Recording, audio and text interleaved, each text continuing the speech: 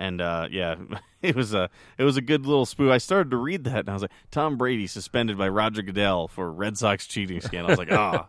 So I'll be honest, you got me on that. And I got you just for a second, because then you obviously realized it wouldn't work. But there was finished reading the sentence. there were a couple of people that commented on that and wrote fake news. This isn't true. Why are you telling something that's not true? And I thought, come on now. Of course, it's so obviously not true that if you can't get it, then I ain't gonna explain it to you. Yeah, it's a joke. So for those that fell for it, sorry. But the Yankees did get caught in their own scandal immediately after reporting the Red Sox. So the Red Sox came back and went to the commissioner and said that the Yankees have been using televised broadcasts to steal signs, and you're not allowed to do that either. The exact rule is it's the same cheating scandal as you can't use electronic devices to aid, and that's what the Yankees were using, the broadcast, and the Red Sox were using Apple Watches. Electronic devices.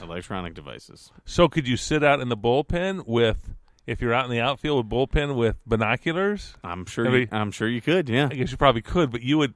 But that would be okay. That's probably where morality draws the line, and I put morality in air quotes for baseball players. Winning is winning, right? Where morality would draw the line, like they actually have glasses out there, and that becomes or binoculars out there to steal signs. Well, and it would be difficult to do because most bullpens are off to one side. You're right. It really does. Except for those odd bullpens that are like on the foul lines. Like, I can't believe some of the bullpens that are just like Dodger Stadium has them on the foul line. Like it's just unbelievable. Like that are still. You mean like actually outside the wall? Yeah. They're in the actual diamond. Yeah.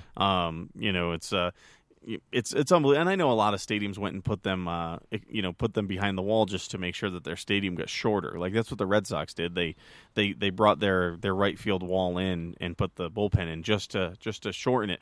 And I believe that was might have been for Ted Williams to actually be able to hit more out of the park.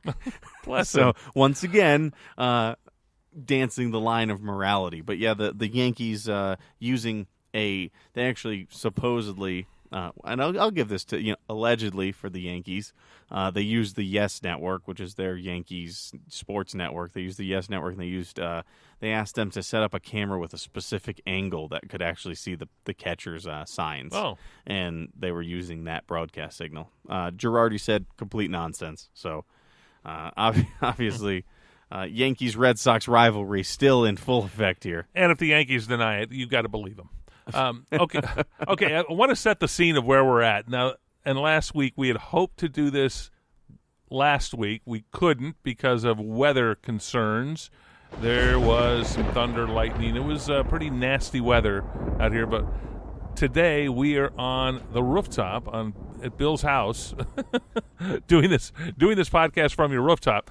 Now, as I say rooftop, I mean you might get the picture, and I don't mind you getting the picture of us on the tile roof, like holding on for dear life with the equipment and having to hold on with hands. Think Mary Poppins, that sort of stuff. Rooftop, but you have a unique rooftop, so we're able to do that. It is. It's nice what they call a rooftop deck. And so we got artificial turf up here. We got some nice chairs. We're just barbecue. There's a smoker behind me. We could smoke some pork shoulder or something.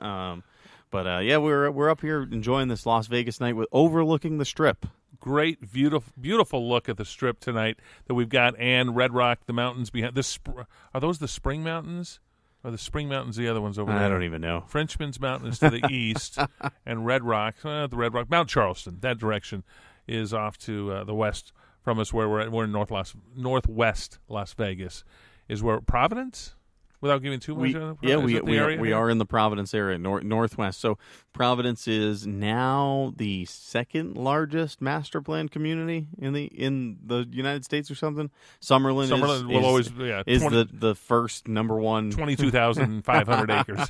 That one's going to be tough to beat. So yeah, we are enjoying it up here outside Vegas. No rain today, and we're going to be getting out to the couple of different sports bars in the future again, and we'll be doing some live shows from there. And once this website's up and running, we'll be cooking with fire and or cooking with gas. I don't know how the saying goes. Cooking with gas. Yeah, cooking with fire. Obviously, yeah, we'll be cooking with gas, and we'll be doing well. And I think we'll be able to get some interviews in the next couple of weeks, as well as be able to take some phone calls. So yeah, no, that'd be great. So we'll be able to do that. Okay, I've been out the last couple of days to check out the Golden Knights in Summerlin. Their practice facility, they opened that up Monday morning. They had the official grand opening. It was sort of nice. All the dignitaries were there. Everybody was there. When I say everybody, it was, okay. The who's who of Nevada? Pretty much, yeah. Lieutenant Governor Mark Hutchison was there. Let's see, a couple of the county commissioners were there. All the bigwigs with the Golden Knights. Bill Foley, the owner. George McPhee, the general manager, the president, the Golden Knights, also a handful of players were there. And I'll tell you, it's been fun. It doesn't get old to me to go to that facility and watch the team work out. I would encourage anybody in Las Vegas. It's free. Go there. Go to their website and register. I think they just did that initially. They were worried about large crowds. I think now the crowds have sort of subsided a little bit so that it's not like jam-packed. But there were a couple of days last week where it was jam-packed. Oh, wow. For practices. It was filled. The stands were filled. Now, is this something other cities do? Like, can you go watch your professional sports team like all the time? I mean, I've never heard about that for other hockey teams. Right. Well, and I know the LA Kings have it, and Anaheim Ducks have a facility down there, and I believe at both of those locations you can do the same thing. There's a restaurant, because there are 2 ice rinks there. And there's a restaurant in the middle between the two. So you can go up there, grab a bite to eat. It's owned by Bill Foley, the guy who owns the team, also owns the restaurant. Oh, pizza. go figure. McKenzie River, great pizza, by the way. Had some pretty good pizza. You tried it? Oh, yeah, I tried it. So it's a nice place just to go. First of all, it's a good place to get in from the heat. Just that is enough. But then it is sort of interesting. I took my grandkids there and watched it one day, and they were just amazed at the speed of the players. What time do they normally practice? Typically 9:30, 10 o'clock. If you go there around that time, they will be there. And they do 2 sessions because right now, they cut 10 players yesterday. So right now they have 45 players fighting for 23 spots. That's the roster of an NHL team, 23 spots. Typically 20 skaters and 3 goalies is what NHL teams will carry once the season begins. So they've still got to be doing some cutting down, so they're doing 2 different sessions. So once they get the roster down to 23, they'll just do 1 session. I'm not sure what time those will begin, but and they do scrimmages. They do 3-on-3. They do scrimmages. Absolutely. They even had refs out there the other day where they were doing a scrimmage when they were keeping score and everything, and they had a tie and they went to a shootout. Nice. And so they even did it that way. So they tried to replicate as much as possible. They've won 2 games, exhibition games, so they are now 2-0 in the exhibition season. Yep, and they are bragging wildly online. Yeah. I know the guy who does their Twitter stuff, and a lot of what he's doing is in jest with because they're picking fights and getting in fights with other teams. And sometimes the teams are picking the fights. So the Kings and them are having Twitter wars, and they're having little Twitter spats. And if you find it entertaining, check it out I think it's Golden Knights. I think their Twitter handle is @Golden Knights. Okay. And you can see some of the little pissing matches they're getting into. And it's all here's my theory with that is you can't get in a fight like that with somebody unless you really like them. Well, it depends. I mean, okay, you think or you do it to him or maybe you really are mad. If you're really mad, you don't. And that's the argument that I made when we made it with the Mayweather-McGregor pre-fight stuff. Yeah. Is that they were getting pretty down and dirty, and nothing went to blows, or nobody tried to bite somebody's ear off or leg or anything, or throw something at somebody. That they were doing that because they both sincerely liked each other, and so they just had the pissing match going to try to sell tickets. Yeah, I agree. I mean, they absolutely overhyped that anyway. But yeah, I mean, with this Twitter, it's funny. I saw one of the tweets from the Vegas Golden Knights today, and it was, "Hey, if you think we're just bragging about our exhibition team for nothing, here's a shot of our last goal." And I mean, they had a video of one of the goals, and I mean, it was good. I mean, the thing is they have to set up some type of rivalry. That's what's going to help fuel all of this is setting up a rivalry. I mean, Yeah, and it's hard to know who they're going to have as a rival. I don't think they're going to get in between the Ducks and the Kings. They would like to. L.A. Vegas would be a great rivalry that would to have. be a great rivalry. But the Kings don't need us. When I say us, I mean the Vegas Golden Knights. They don't need Vegas as a rivalry. They've already got Anaheim. I think it probably naturally sets up with Arizona more.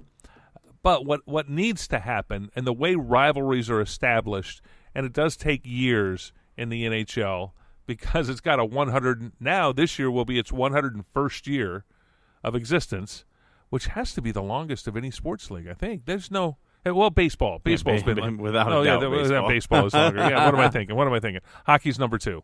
Okay. But yeah, I mean, you're right. They need a playoff series. Okay, they need a bloody playoff series with somebody in the West. Even if it's San Jose, but have a playoff series with San Jose where there's bad blood between each other, and there's been some fights and there's been some battles, and they just go at it, and that kind of that can build a rivalry that lasts. It does, but not as much because if it's usually like interdivisions and stuff like that, like the Blues, for instance, have a big rivalry with like the Red Wings, but it's only one-sided, which is really interesting. And not a lot of people know that. People from St. Louis consider the Detroit Red Wings to be one of their biggest rivals. But guess what? Detroit doesn't care. Doesn't even know. Big brother.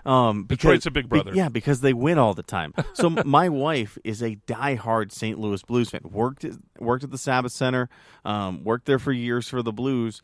And when I met her, she talked up and down about this Blues, Red Wings rivalry, and I looked it up, and obviously we know about the Red Wings Blackhawks rivalry because those are two top contenders that battle each other.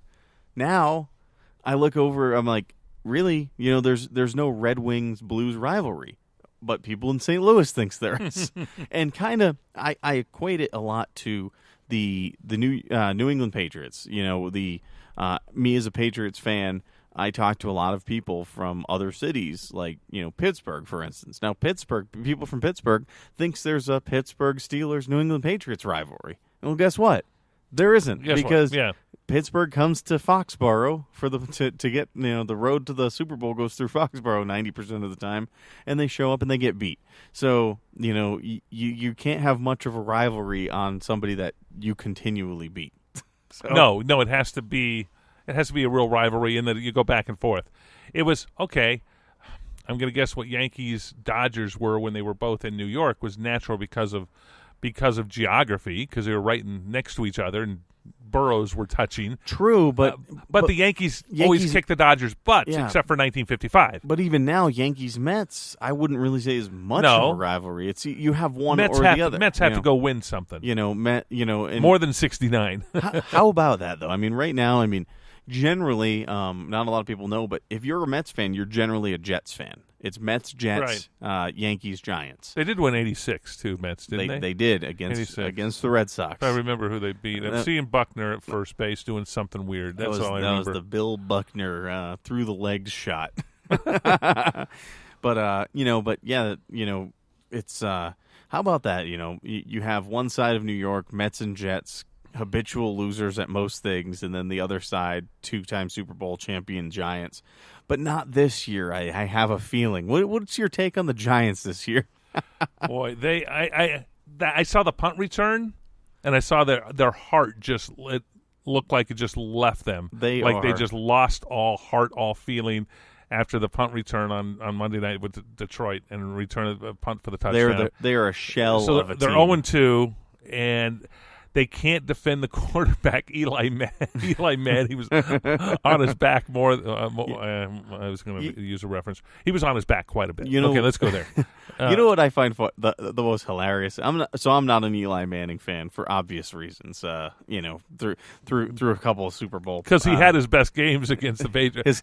His two great games. Two best games of his entire career was against the Patriots in the Super Bowl. One being the supposed undefeated season, but I enjoy, for whatever reason, whenever Eli Manning gets sacked, when he stands up, his helmet is the most jacked up of any quarterback that ever. Like it's sideways. It's sideways. The chin straps it's off. backwards. It's just it looks like he gets in a car wreck every single time he gets sacked. It's just I enjoy